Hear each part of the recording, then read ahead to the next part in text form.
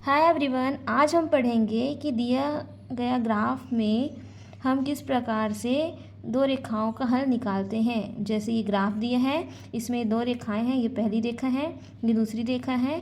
तो इन दोनों रेखाओं का जो हल होगा वो किस प्रकार से निकालते हैं वो देखेंगे। ठीक है, चलिए स्टार्ट करते हैं।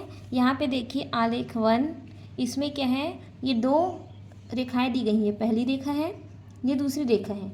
आप ध्यान से देखेंगे तो समझ आएगा कि ये दो रेखाएं एक दूसरे को प्रतिच्छेद कर रही है और इस बिंदु पर प्रतिच्छेद कर रही है। प्रतिच्छेद मतलब एक दूसरे को काटना, कुछ इस तरीके से, है ना। तो ये जो होता है प्रतिच्छेद बिंदु।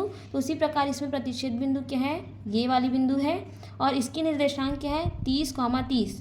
तो इन दोनों रेखाओं के लिए जो हल होगा वो क्या होगा, x बराबर 30 और y बराबर भी 30। तो इस प्रकार से हम इसको बनाते हैं। आलेख 2 में देखिए, ये पहली रेखा है जिसका समीकरण x धन y बराबर 10 है। ये दूसरी रेखा है जिसका समीकरण y बराबर x धन 4 है। ये दोनों रेखाएं भी एक दूसरे को क्या कर रही है, प्रतिच्छेद कर रही है। और किस बिंदु पर प्रतिच्छेद कर रही है, इस बिंदु पर। तो इन रेखाओं के लिए जो हल होगा वो क्या होगा, 3, 7 या फिर x बराबर क्या है 3 और y बराबर 7। तो ये क्या हो जाएगा, इन रेखाओं का हल हो जाएगा। क्लियर। उसी प्रकार से देखिए आलेख 3 में वही बताया गया है कि दो अगर रेखाएं एक दूसरे को प्रतिच्छेद करती हैं तो जो कटान बिंदु होता है, प्रतिच्छेदी बिंदु, वही उसका क्या होता है, हल होता है। क्लियर। आलेख 4 में देखिए, ये दो रेखाएं हैं, ये पहली रेखा है, ये दूसरी रेखा है। ये दोनों रेखाएं एक दूसरे के समांतर है। तो समांतर है इसका मतलब ये कहीं भी जाके एक दूसरे को नहीं काटेगी। तो जब किसी भी बिंदु पर एक दूसरे को नहीं काटेगी, प्रतिच्छेद बिंदु नहीं मिलेगा, तो इन रेखाओं का हमें क्या नहीं मिलेगा, हल नहीं मिलेगा। तो जब भी कोई दो रेखाएं समांतर होगी तो उसका कोई भी हल नहीं मिलता है, कोई हल नहीं होता है। ओके, चलिए देखिए आलेख 5। आलेख 5 में देखिए, ये जो आपको एक रेखा दिख रही है, ये दो रेखाएं हैं। ठीक है, एक एरो यहाँ है, दूसरी एरो यहाँ पर है। इस ग्राफ में ये बताया गया है कि दो रेखाएं क्या हैं, संपाती है। संपाती है मतलब एक रेखा इस प्रकार से थी, दूसरी भी इसी में भी क्या हो गई, ओवरलैप हो गई। तो ओवरलैप होने से जितने भी बिंदु मिलेंगे वो क्या है, इन दोनों रेखाओं के लिए हल होगा। तो यहाँ पे देखिए 1, 2, 3, 4, 5 बिंदु हैं जो इस संपाती रेखा में है। तो इस सभी के हैं उनके हल होंगे। इसलिए जब भी दो रेखाएं संपाती होंगी तो उनके जो हल होते हैं वो अनंत होते हैं। क्या होते हैं, अनंत होते हैं, ये याद रखेंगे। समांतर होगा तो कोई हल नहीं मिलेगा, संपाती होने से अनंत हल मिलेंगे, और अगर प्रतिच्छेद करेंगे तो अद्वितीय हल मतलब कोई एक ही हल मिलेगा। ओके, यहाँ पर आलेख 6 को देखिए, फिर से देखिए, ये पहली रेखा है जिसका समीकरण 2x धन 4y बराबर 16 है। दूसरी रेखा है x धन 2y बराबर 4। ये दोनों रेखाएं क्या बता रही कि ये दोनों क्या है, एक दूसरे के समांतर है, और समांतर होने से क्या हल मिलता है, कोई भी हल प्राप्त नहीं होता। तो इस समीकरण, इन समीकरणों का कोई हल नहीं है। क्या हो जाएगा, कोई हल नहीं है। क्लियर। आलेख 7 देखते हैं। इसमें फिर से देखिए, यहाँ पे दो रेखाएं हैं जो एक दूसरे की क्या है, संपाती है। तो जब भी दो रेखाएं संपाती होंगी तो उनका हल कैसा मिलेगा, अनंत हल। अनंत मतलब अनगिनत हल क्या हो जाएंगे, मिलेंगे। क्लियर।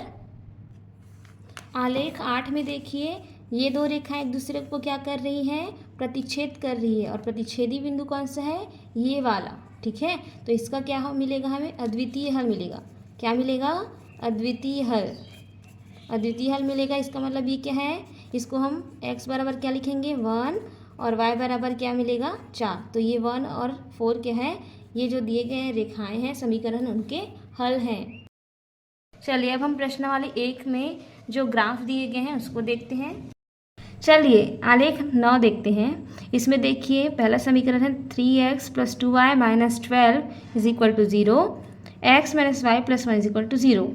ठीक है, तो 3x + 2y - 12 के लिए जो रेखा है वो ये है। ठीक, उसके बाद क्या दिया है, x - y + 1।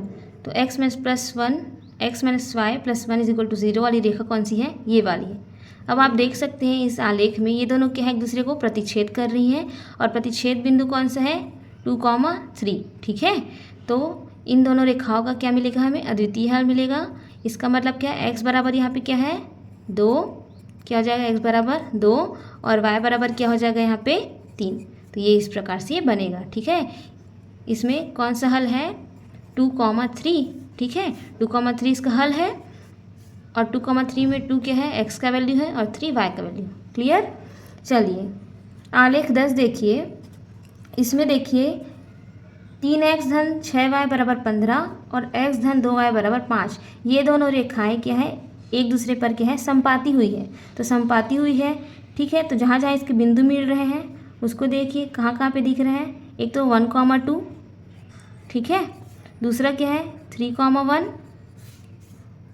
और क्या है 5,0। ठीक है, तो इसके क्या मिलेंगे अनंत हल, अनंत हल, क्योंकि यहाँ पे और भी बिंदु मिल सकते हैं, यहाँ भी मिल सकते हैं, यहाँ भी मिल सकते हैं, मतलब अनगिनत बिंदु मिलेंगे। तो इसके क्या है अनंत हल है।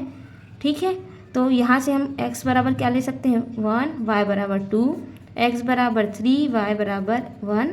ठीक है, वैसे इसमें भी क्या हल होगा, ये अद्वितीय हल लिखेंगे। ठीक है, अद्वितीय हल।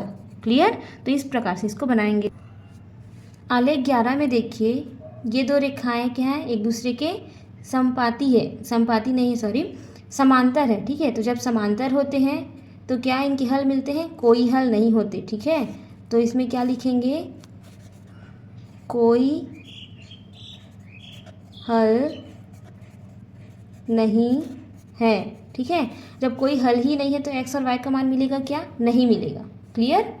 यहाँ पे देखिए आलेख 12 में ये दोनों रेखाएं फिर से एक दूसरे को क्या कर रही है, प्रतिच्छेद कर रही है। प्रतिच्छेदी बिंदु क्या है इसका -1,2 प्रतिच्छेद कर रही, मतलब इसका क्या होगा अद्वितीय हल है। ठीक है, और x बराबर क्या हो जाएगा ऋण 1, यहाँ से देखिए, और y बराबर 2। तो इस प्रकार से हम ग्राफ को बनाते हैं। अगर आपको इसमें कोई भी डाउट होगा तो कमेंट बॉक्स में कमेंट कर सकते हैं। ओके।